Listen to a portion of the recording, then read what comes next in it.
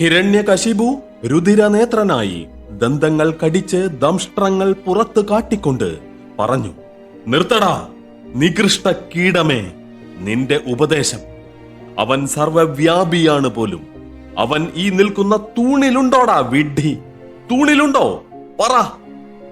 പ്രഹ്ലാദൻ പറഞ്ഞു, ഉണ്ടച്ചാ, അദ്ദേഹം തൂണിലും തുരുമ്പിലുമുണ്ട്, എവിടെയുമുണ്ട്, എപ്പോഴുമുണ്ട്.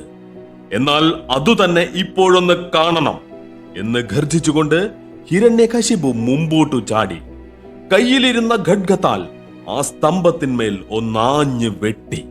ഇടിവെട്ടും വണ്ണം 8 ദിഗന്ധങ്ങളും പൊട്ടുമാറ് അലറി അട്ടഹസിച്ച് അണ്ടകടാഹങ്ങളാകെ വിറപ്പിച്ചുകൊണ്ട് മധ്യാഹ്ന ഭാസ്കര പ്രഭയെ വെല്ലുന്ന പ്രകാശോജ്വല രൂക്ഷ നയനങ്ങൾ തുറിച്ചുകൊണ്ടും രക്തവർണാങ്കിത രസനാഗ്രം പുറത്തേക്ക് നീട്ടിക്കൊണ്ടും കൂർത്ത മൂർത്തു വളഞ്ഞ ദംഷ്ട്രദന്തങ്ങൾ വക്രാന്ത പര്യന്തം കാട്ടിക്കൊണ്ടും ഹനുപ്രദേശങ്ങളെ ത്രസിപ്പിച്ചുകൊണ്ടും ആപാദമസ്തകം നീണ്ട് നിബിഡമായി വിജൃംഭിച്ചെഴുന്ന വെള്ള സടകളെ ഇളക്കിക്കൊണ്ടും കൂർത്ത മൂർത്തു നീണ്ടു വളഞ്ഞ നഖങ്ങൾ വിളങ്ങുന്ന കരചരണങ്ങൾ മടക്കി ശത്രുവിന്റെ നേർക്ക് ചാടാനുള്ള ഉഗ്രഭാവം നടിച്ചുകൊണ്ടും തീക്കണ്ണുകൾ ഉരുട്ടി തുടരെ തുടരെ ചുറ്റും രൂക്ഷമായി നോക്കിക്കൊണ്ടും പ്രളയകാല മേഘഗർജിത സന്നിഭം ഘോരഘോരം അലറിക്കൊണ്ടും കുറുകിത്തടിച്ച കഴുത്ത് ഭയാനകമായ വിധം